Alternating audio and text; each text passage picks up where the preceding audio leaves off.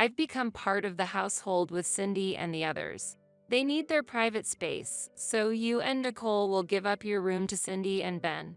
At dinner, my husband Aaron told me about the sudden cohabitation with his sister-in-law Cindy and her son Ben. Confused, I naturally questioned Aaron. Why did it come to this? I haven't heard anything. Does this mean we're losing our room? Faced with Aaron's matter-of-fact attitude, both Nicole and I raised further questions, but he continued without showing any consideration for our concerns. You two should spend time in the living room. It's better for Cindy and her family to have a private room so they can relax and feel at ease. What does that mean? Cindy has been struggling to find stable employment ever since her divorce. Who else will support them if not us? But what about the living expenses? We can afford to take in Cindy and her family. Don't worry, I'll cover those costs. Besides, you're living off the money I earned too, so don't complain. If you want to stay here, do as I say. Why do we have to make space for them? It's unreasonable to defy the family breadwinner despite the fact you have to rely on my income. You claim to be working in your room, but you're just playing on the computer.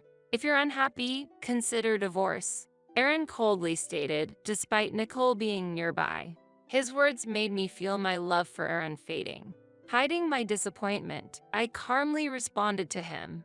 Understood. I'll have the room cleaned up by Saturday. I, Jennifer, am a freelance web designer working from home, living with my husband Aaron and our daughter Nicole. Thanks to my uncle Dan, we live in a comfortable 4-room high-rise apartment close to the station. Jennifer, would you like to live in my apartment? I bought it but often relocate for work. As a bachelor, I'd appreciate having someone reliable living there, he offered. Really? Your apartment is quite luxurious, isn't it? Yes, but an unused house deteriorates. If my beloved niece and her family could enjoy living there, it would make me happy. Thank you so much, Uncle. We gladly accept your kind offer. Aaron, please take good care of Jennifer. He has always treated me like his own daughter and was very happy when I got married. Now, under the guise of being entrusted with the management of the apartment, we live there for much less than the market prices would allow. Located in the prime area of New York City, the apartment offers a child-friendly environment and convenient commute, satisfying Aaron greatly. What if we make this room our bedroom and Nicole's room? Sounds good. What will we use the other rooms for? How about turning each room into a room for private use? Having a workspace would make my work more efficient. I like that. I've been wanting space for my hobby items too. And just like that, we designated the rooms as follows: Aaron's space, our bedroom, Nicole's room, and my workspace. Initially, our new home felt very comfortable, and there seemed to be no issues. However, 3 months after moving in, the situation began to change. Hey, big brother, thanks for having us over. Welcome Cindy and Ben to our home. Hello. My sister-in-law Cindy and her son Ben started visiting weekly. Your place is so convenient for shopping and relaxing. The rent must be quite high, right? Well, yes, but I earn enough to manage. I'm jealous, Jennifer. Being supported by my brother. BDW, can I have some coffee? And hurry up, will you? And Jennifer, I'm thirsty. Please give me some juice. Hurry up, hurry up. Jennifer, since Cindy and her family are here, don't lock yourself away. Hurry up and entertain them. You really lack consideration. I'll get it ready now. When Cindy and her family visited, Aaron insisted on hospitality without considering if I was busy with work. It seemed Cindy and her family didn't care about my burden and took the forced labor on me for granted. After they left, I quietly shared my feelings with Aaron. Hey, when Cindy and her family visit every week, it's hard for me to concentrate on work. It's not a big deal. Prioritize your family more. But they have their own family, and they treat me like I'm just here to do housework. Sigh, Cindy is going through a tough time after her divorce. She's raising a child on her own, so at least welcome her when she comes over. Don't be so narrow-minded. It's not like that. Plus, every time they come, I prepare special meals and buy things Ben wants. It's my money that I've earned, so you have no right to complain. Aaron yelled at me, turned his back, and left the room, eventually shutting himself out in the bedroom. Since then, Cindy has started visiting not only on weekends but also on weekdays. Hello, just came by. You seem to have lots of time on your hands, Jennifer. I actually work from home. I'm busy during the weekdays, and weekends are full with household chores. So, it would help if you could refrain from visiting too often. Oh, but this is my brother's house, right? I have the right to visit. Besides, your work is just sitting at the computer, isn't it? If you must visit, could you please give me a heads up? Unannounced visits require preparation on our part. My brother told me I could come anytime I want. But anyway, I'm thirsty, so could you hurry up and get me something to drink? Since Cindy started coming over even on weekdays, I've been unable to concentrate on my work and was feeling at a loss. Thinking I have to do something about this, I started to avoid opening the door even when Cindy came. Needless to say, Cindy caused a commotion at the front door. Hey, Jennifer, I know you're in there. Stop pretending and just open the door. Please don't make a scene at the front door. It bothers the neighbors. You're the one at fault for not opening the door. I have permission from the homeowner. I'll keep raising my voice until you open the door. I'll open it now, so please be quiet. See, it wouldn't have come to this if you had just opened the door earlier. Concerned about the neighbor's gaze and not wanting to trouble my uncle, I reluctantly opened the door. Days passed when all of a sudden Aaron said, "Just a heads up, Cindy and her family will be coming over next Saturday." What? I couldn't hide my confusion at Aaron's announcement, as he usually doesn't inform me about Cindy's family visits in advance. Clean up your workspace and Nicole's room, will you? Nicole, did you get that? Why do we need to clean up our rooms? I asked Aaron, naturally not being able to grasp the situation. We're going to live with Cindy and her family. They need their private space, so your room and Nicole's will be given to Cindy and Ben. Why? I haven't heard about this. Are we losing our rooms? Nicole and I pressed further, but Aaron continued without showing any consideration for our questions. You two should stay in the living room. It's better for Cindy and her family to relax in a private room without feeling obligated. What do you mean by that? Cindy has been struggling to find stable employment ever since her divorce. If we don't support them, who will? But what about living expenses? We can afford to take in Cindy and her family. Don't worry, I'll cover those costs. Besides, you're living off the money I earn, so don't complain. If you want to stay here, do as I say. Why do we have to make space for them? It's unreasonable to defy the family breadwinner despite the fact you have to rely on my income. You claim to be working in your room, but you're just playing on the computer. If you're unhappy, consider divorce. Aaron coldly stated, despite Nicole being nearby. His words made me feel my love for Aaron slowly fading. Hiding my disappointment, I calmly responded to him. Understood. I'll have the room cleaned up by Saturday. The next day, when Aaron returned from work and saw me tidying up the room, he nodded in satisfaction. Make sure you finish before Cindy and her family arrive. I'm well aware of that. What's with that tone? Nothing at all. Aaron seemed displeased with my sullen response, rummaged through his bag, and pulled out a piece of paper. I've despised your rebellious attitude from the start. Be prepared for a serious consideration of divorce if you defy me again. With that, Aaron threw the signed divorce papers at me and locked himself in his room. I picked up the thrown divorce papers, carefully folded them, and put them in my pocket, then continued tidying up the room. And then Saturday came. As Aaron had foretold, Cindy's family came over.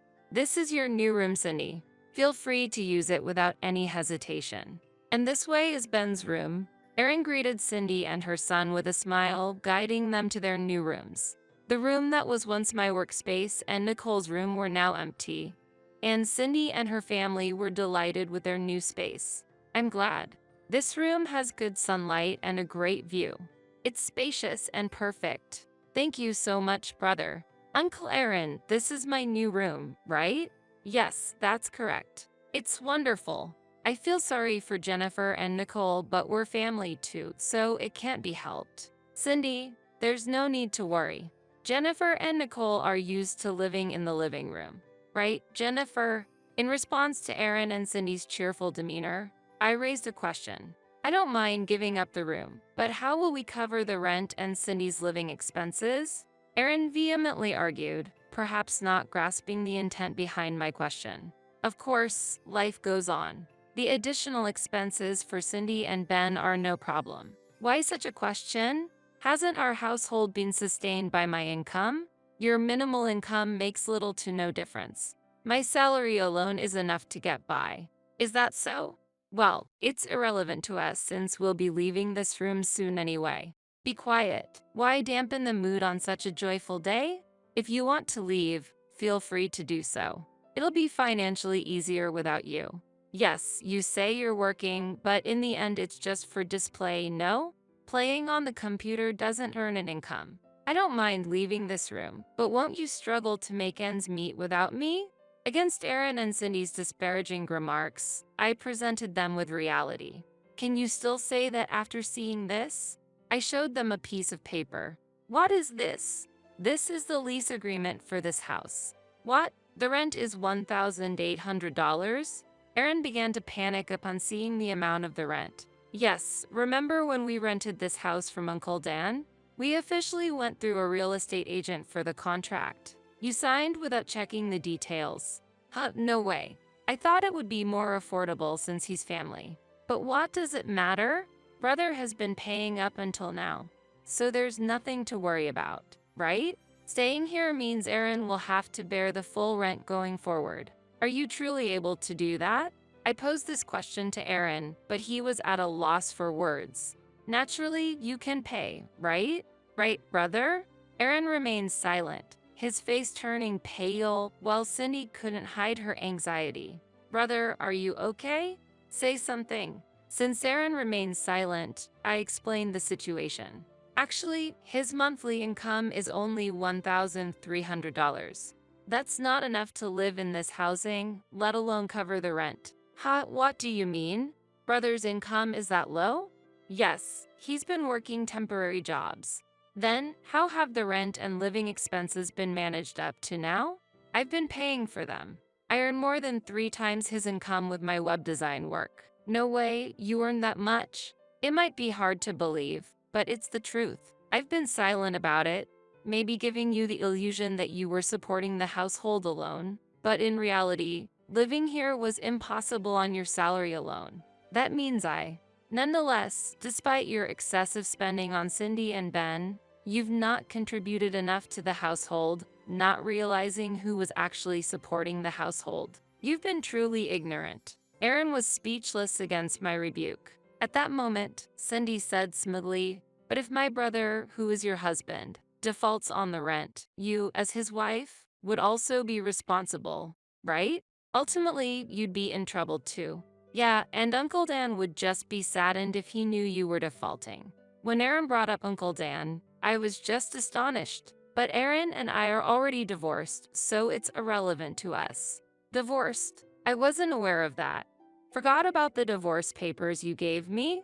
I've already signed and submitted them. That was just meant to intimidate you. What are you saying now? I never thought the divorce would actually go through. I wasn't serious. But it's already been officially accepted at the city office, so it can't be undone now. How? Aaron weakly fell to his knees upon facing his reality. If you can't pay the rent, you should move out soon. We can't trouble Uncle Dan. As I tried to leave, Aaron and the others hastily tried to stop me. It was my fault. Let's all get along as a family. Uncle Dan provided this house hoping for that. That's right. We'll return your former workspace. Ben and I can share one room. That should be no problem. Their self-serving proposals only fueled my anger to its peak. Don't make fun of me. I can't allow you to waste Uncle Dan's kindness like this. We're already divorced. We're neither a family nor anything else anymore, just strangers. Leaving those words behind, I left the apartment. Later on, it seemed there was an attempt by Aaron and the others to stay in the apartment. But Uncle Dan decided to revert the rent to market price after hearing from me. I had significantly reduced the rent to less than half the market rate, thinking my niece's family would live there. If Jennifer and her family are no longer there, I'll revert the rent back to the original price. We can afford to pay $4,000 a month. Brought back to reality by Uncle Dan, Aaron and the others were forced to leave the apartment and look for a new place to live in. Due to their income situation, they could only afford to live in an old one-room apartment, barely making ends meet there. Since life was difficult with just Aaron's income, Cindy also had to look for a job. But good jobs were hard to find, and it became a neighborhood rumor that fights between Aaron and Cindy were endless.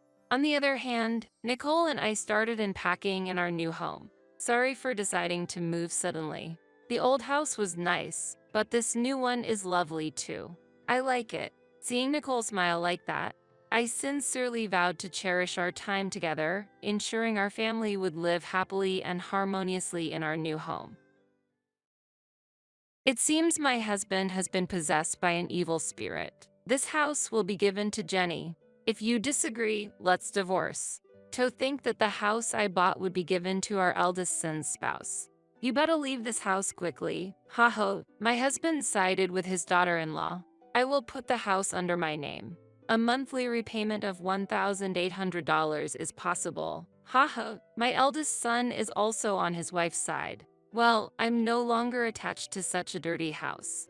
Then, as you all say, I will leave this house. You three will suffer from now on. Be on the lookout for what's about to happen. My name is Dorothy, and I am 60 years old. I hold a senior position in a leading company and have a higher status than usual. I live with my husband, Frank, who is 2 years younger than me. Last year, we renovated our house in preparation for the future. Our house was built by my father and has aged and deteriorated over the years. Therefore, we wanted to improve the living conditions to spend the coming years comfortably. However, considering our age, the monthly repayment amount is somewhat high at $1,800. But since I am an executive at a large company, the chances of passing the loan screening are pretty high. Frank works in management at a medium-sized restaurant but earns less than me, so the loan is more likely to be approved in my name. My salary alone makes it difficult to continue with the house loan. This house, originally belonging to your father, is currently registered in your name. I'm sorry, but could you take on the full amount of the loan? In return, I will contribute more to the household than before.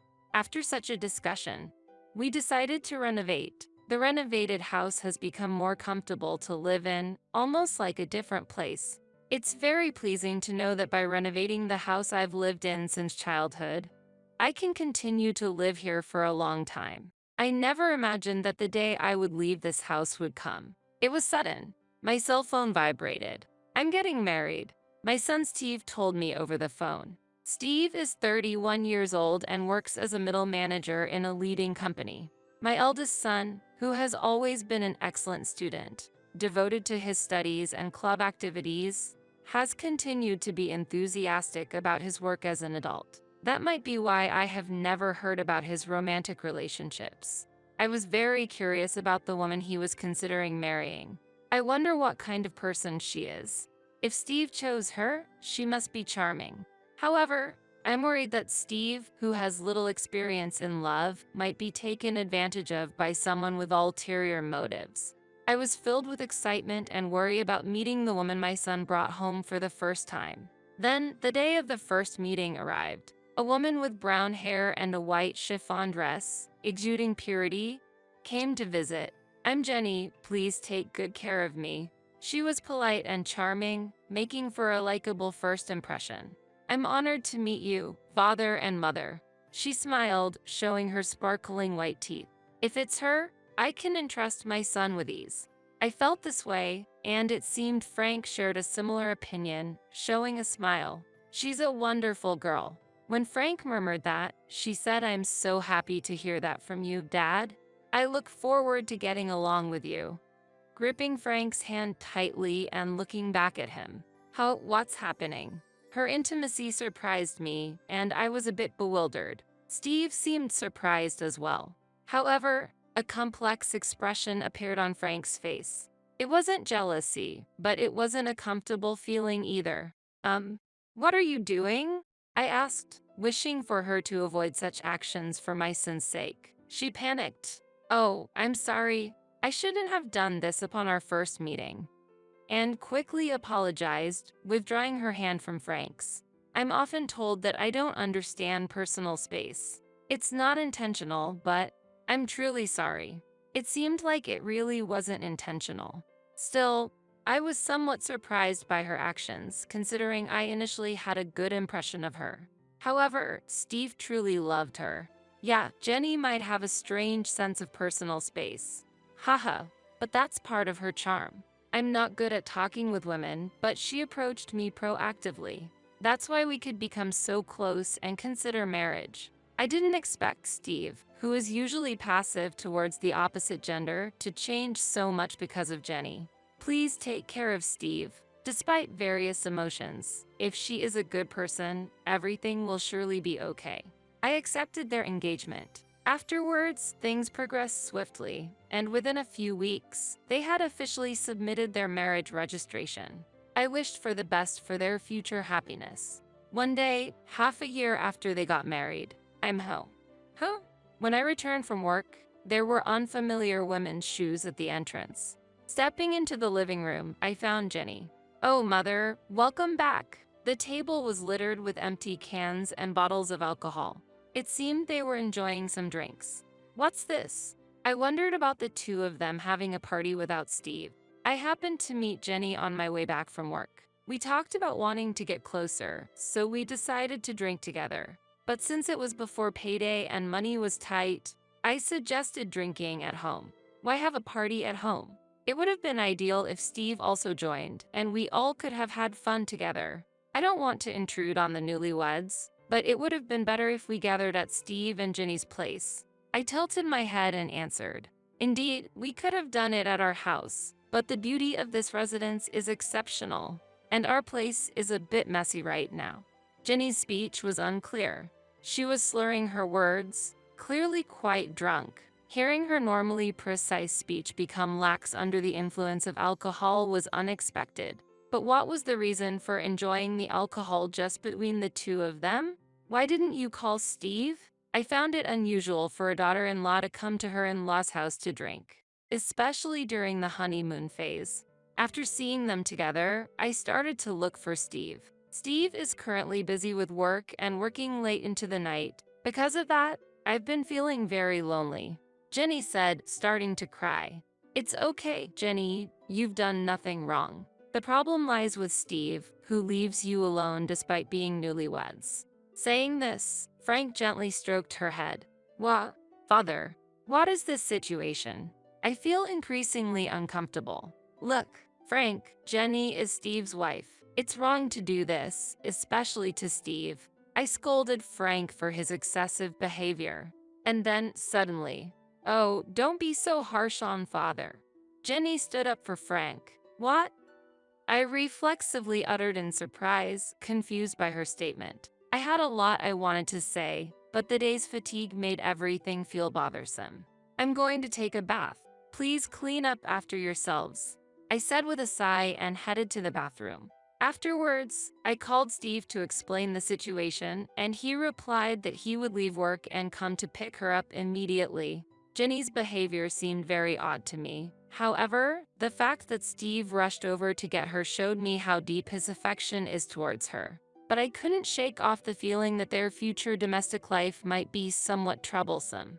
Reluctantly, I decided to give advice about their future life when Steve arrived. While lost in thought in the bathroom, quite some time had passed. Returning to the living room with a somewhat dazed mind from the heat, Steve should have already picked up Jenny, but oddly, despite coming by car, they both seemed to be enjoying alcohol. "Steve, you came by car, right? Why are you drinking?"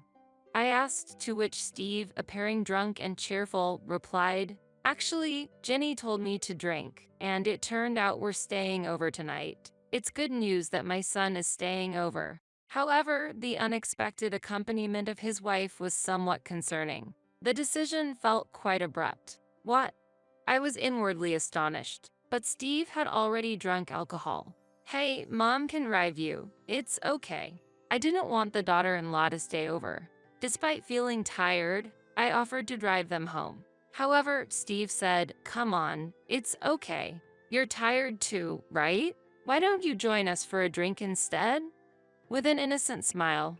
At that moment, I found myself speechless without any room for argument. Haha, huh? At that instant, a feeling of discomfort sprouted within me. Suddenly, Jenny looked at me with a smirk, as if her smile harbored some conspiracy. Could it be? It seemed like she was laughing at my puzzled appearance. It's just my imagination, right? I truly hoped it was a misunderstanding, but in reality, her plan had already been set in motion at that point. The next day, Jenny apologized deeply for her missteps multiple times. "I am terribly sorry," she said before leaving, and I felt like peace had finally been restored, overwhelmed by fatigue. But when I returned home that day, Jenny was there again. Steve was nowhere to be seen. Disheartened by the previous day's events, there was a change in her demeanor. "I'm sorry for the inconvenience again, but I really wanted to apologize in person," she said, handing over some sweets. "I too lost my composure yesterday. I'm truly sorry." Frank seemed regretful as well. Seeing their remorse, I decided to forgive them this time. "I appreciate it." Jenny seemed genuinely relieved, but perhaps because the situation was quite awkward, she stopped visiting our home afterwards. Honestly, I did not want to get deeply involved either, so I was grateful for that outcome. Then one day, Frank, with a serious look, said, "I have something to tell you." As I waited in the living room, wondering what was going on, Steve and Jenny visited for the first time in a while. "It's been a while," I greeted, but they seemed to ignore my words and passed by as if they hadn't heard me. Perhaps my voice didn't reach them. Suddenly, Frank declared loudly, "This house will be given to Jenny. If you disagree, let's divorce." What? I was astonished. The discussion of transferring the house to Jenny came out of nowhere. It was a baffling situation. While I was confused, Jenny said, "Please leave this place." What does she mean?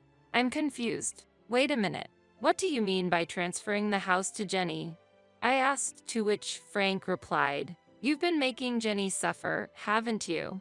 That's unforgivable. She's such a good girl. Making her suffer.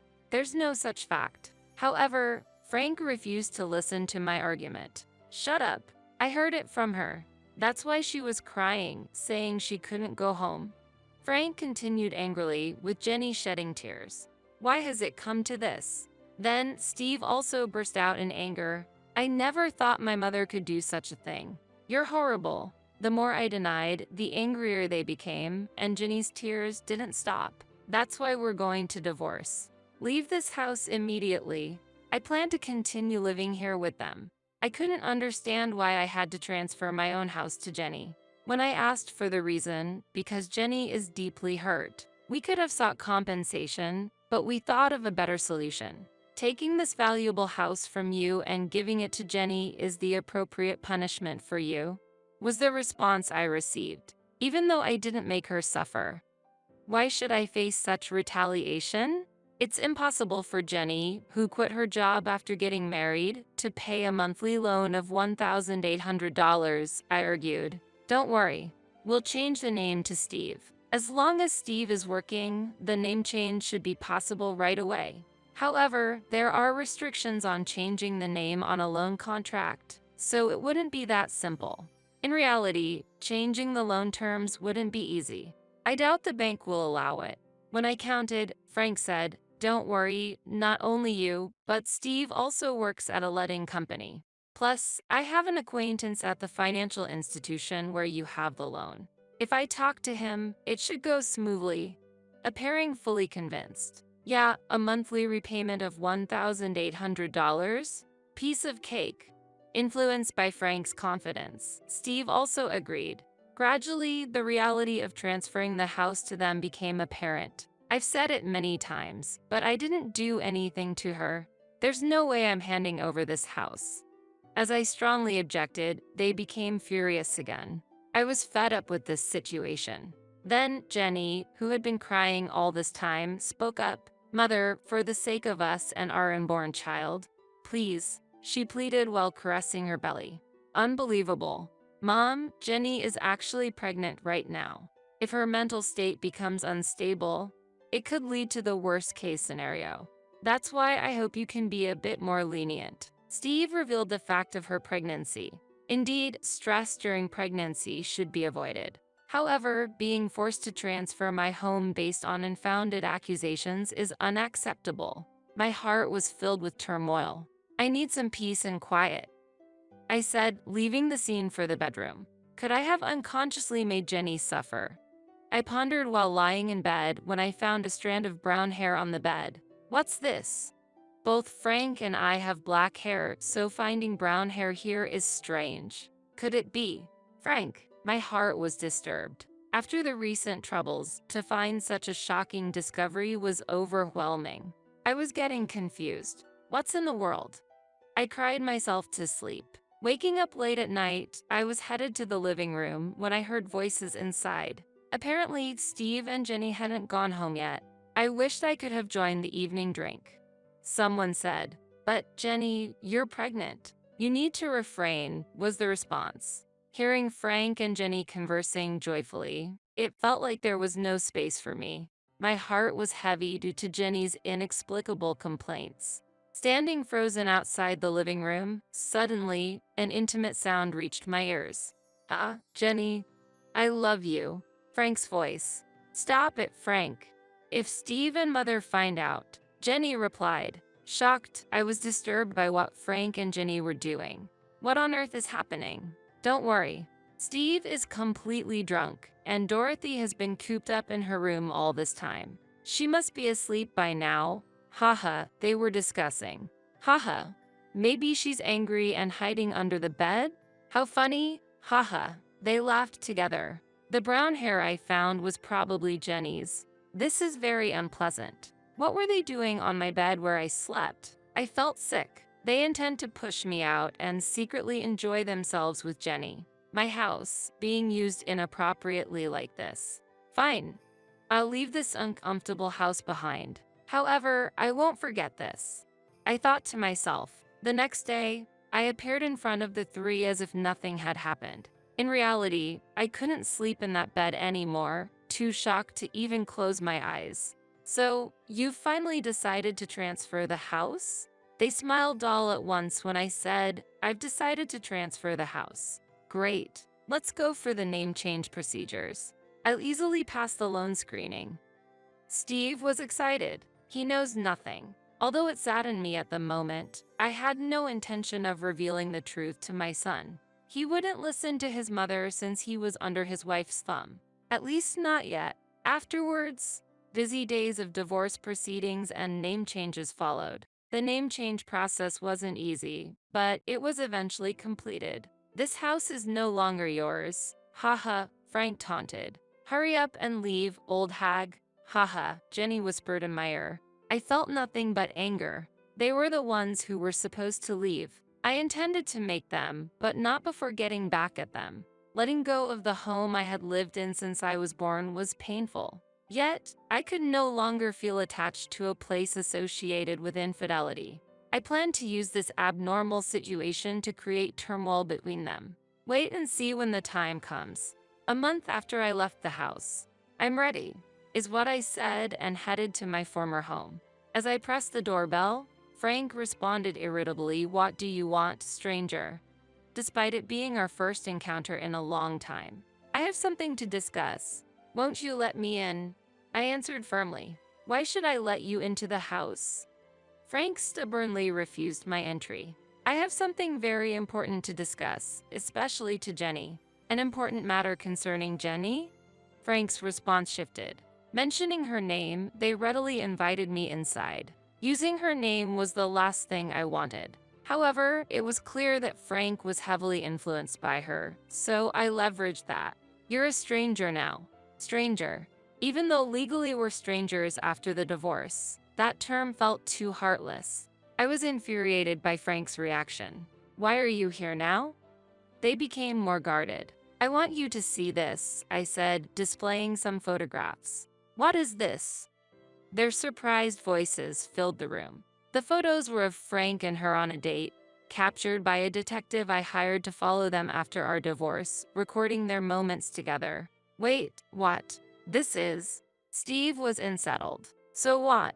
We're just daughter-in-law and father-in-law with a good relationship. Nothing more, right? Why would you take such meaningless photos? What do you want? They insisted they were just close. Really? Then what about this? I pulled out my smartphone and played a certain audio. I've always liked Jenny. Keep your voice down, or Steve and my mother-in-law will hear.